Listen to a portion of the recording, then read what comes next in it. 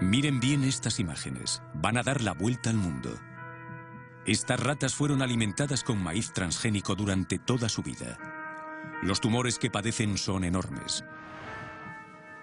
El estudio que permitió revelar el impacto de los OGM sobre la salud de estas ratas se acaba de terminar. Se necesitaron medios técnicos y financieros excepcionales.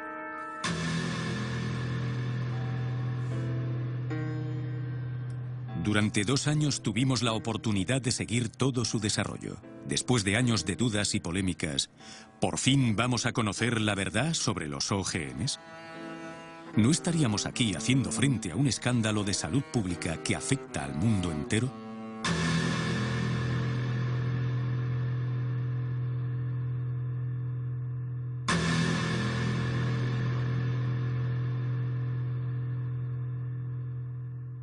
Es, por lo tanto, a día de hoy el estudio más largo y más detallado sobre un OGM. También hicimos a la vez otro estudio sobre el principal pesticida en el mundo, el Roundup.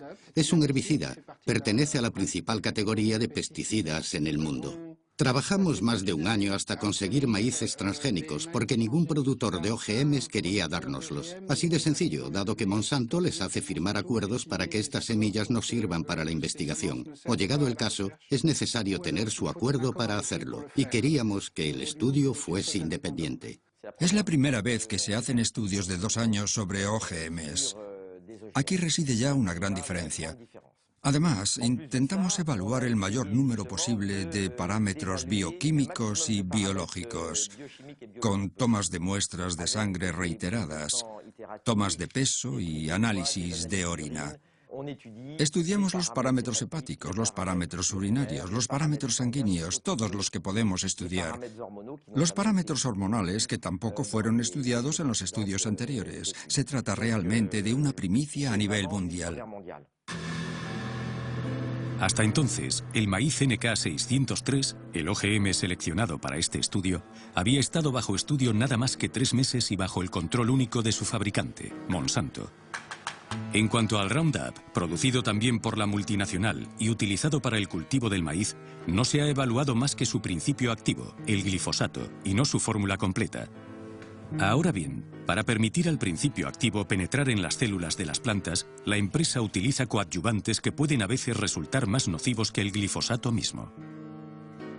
El objetivo es doble. Por una parte, llevar a cabo los estudios según las normas internacionales, pero no interpretándolos de la manera más laxa posible, como lo hacen algunas industrias, sino analizándolos de la forma más rigurosa. Y por otra parte, queremos averiguar si hay efectos secundarios. Solo se puede hacer alimentando a los animales con OGMs, examinando todos sus órganos y parámetros sanguíneos. Puede que fuera útil a estas alturas saber para qué sirven los OGMs. Muchas veces se trata de una planta que ha sido concebida o bien para producir su propio insecticida o bien para ser tolerante a un herbicida y poder recibir fuertes dosis sin morir. Entendemos naturalmente el interés para el agricultor. Podrá, por ejemplo, esparcir el Roundup en su campo. Desaparecerán todas las malas hierbas y solamente quedará el OGM cultivado.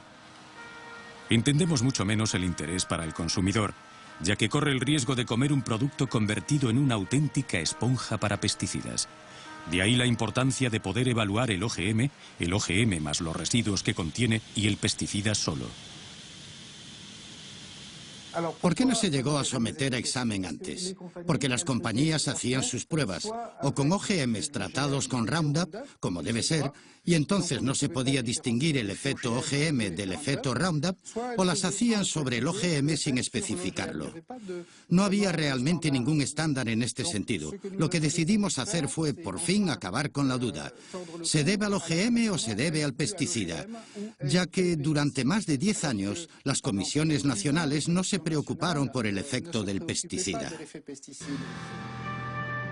Así pues, Europa ni siquiera exige que se lleven sistemáticamente a cabo pruebas de toxicidad crónica sobre animales, y cuando las pide, son las propias compañías las que deciden sobre el protocolo a seguir. En el caso de la patata Amflora, por ejemplo, se hicieron pruebas sobre 30 ratas solamente, de las cuales solamente 10 consumían el OGM. Los maíces de Monsanto fueron probados sobre 400 ratas. A 80 las alimentaban con la planta transgénica, pero solo 40 fueron analizadas con respecto a la sangre. En todo caso, ninguno de estos estudios pasó de los 90 días. Bien, lo que se observa con este resultado es que tenemos grupos de ratas, machos y hembras, que comen OGMs más Roundup, o Roundup solo. Cada vez que subimos un escalón es una rata que muere, y ya ven que el límite llega a 10, ya que tenemos 10 ratas por grupo. En la curva de puntos vemos las hembras del grupo normal, que comen una dieta normal y mueren. Vemos aquí que solamente mueren 2 animales de muerte espontánea y al cabo de unos 550 días. En cambio, todas las hembras que comen OGMs tratados con Roundup o que beben Roundup, mueren más que las ratas normales. Bueno, entonces se nos puede preguntar, ¿es estadísticamente significativo? A nosotros lo que nos interesa es que hay una mortalidad 6 veces superior en este grupo con respecto al grupo de control. Tenemos, por lo tanto, un aumento del 600%. A este nivel ya no hacen falta estadísticas en biología o en medicina. Un punto importante que subrayar, sin embargo, para aclarar, es que todos los estudios hechos sobre ratas son estudios de 3 meses, y como por arte de magia no vemos aparecer ningún trastorno antes de los 3 meses. Los primeros trastornos aparecen al 4.º mes. Significa que los estudios de 3 meses no sirven para nada, sino para tener la conciencia tranquila y hacer que ingiramos productos potencialmente tóxicos. El equipo del profesor Seralini diseccionó cada una de las 200 ratas para analizar con exactitud lo que afectaba a sus órganos. El propósito: intentar entender cómo cada una de las 3 dietas, OGM más Roundup y Roundup solo, podía incidir sobre el metabolismo de los animales, y en particular, en lo que se refiere a la aparición de tumores que, sin sorpresa, solamente se desarrollan después del 3.er mes.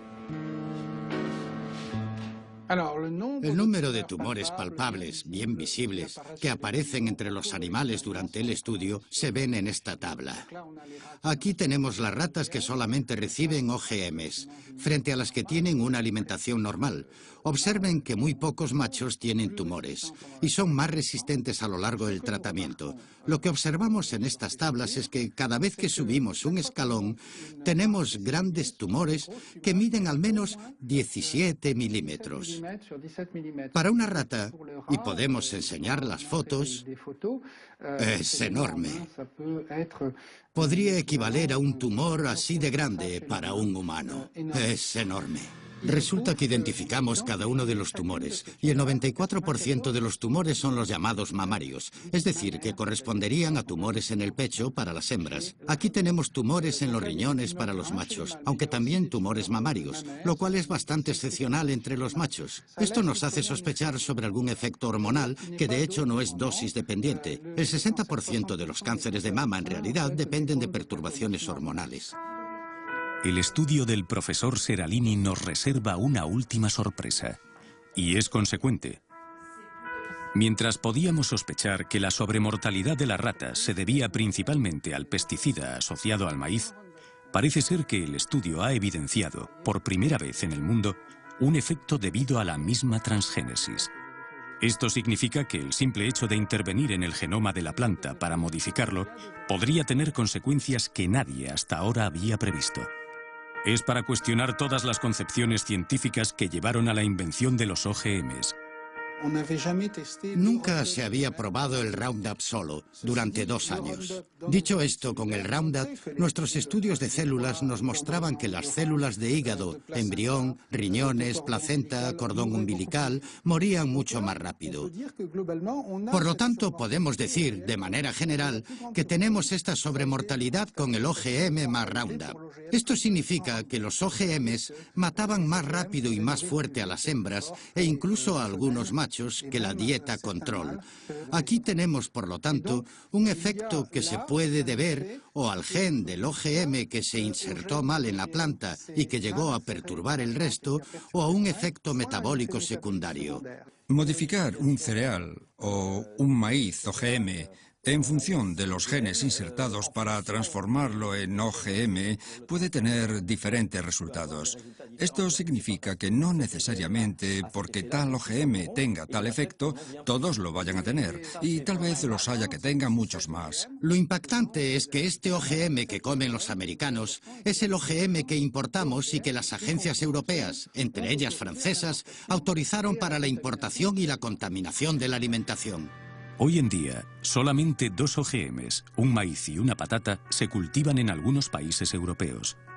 Esto no quita que 27 millones de toneladas de soja transgénica entren cada año en los puertos europeos. Esta soja sirve para alimentar a nuestros animales de carnicería, pero entra también en la composición de numerosos productos alimentarios. Nosotros lo que queremos con este estudio es primero que haya una moratoria, porque es suficientemente grave como para decir, escuchen, no vamos a comer esto sin conocimiento. El problema es que importamos de todo o cultivamos de todo procedente de Estados Unidos. Y segundo, que se vuelvan a hacer otras investigaciones y que obliguemos a todos los productores de OGMs a rehacer este tipo de estudios antes de ejercer su actividad. Una moratoria suspendiendo el cultivo de OGMs ha sido adoptada en la mayoría de los países europeos. Considerando los resultados del estudio del profesor Seralini, ¿no sería hora quizá de extenderla a todos los OGMs agrícolas alimentarios? En ciencia, para establecer una verdad definitiva se necesitan equipos, tiempo y medios. Demasiado caro, demasiado largo, dirán algunos. Pero aceptando este precio, ¿no hubiéramos podido evitar los recientes escándalos sanitarios? ¿Van a provocar los OGMs un nuevo escenario catastrófico? Es obvio que es un riesgo que no podemos correr. Y mientras esperamos evidencias científicas, es necesario utilizar aquel famoso principio de precaución del cual hablamos tanto, pero que tan pocas veces aplicamos.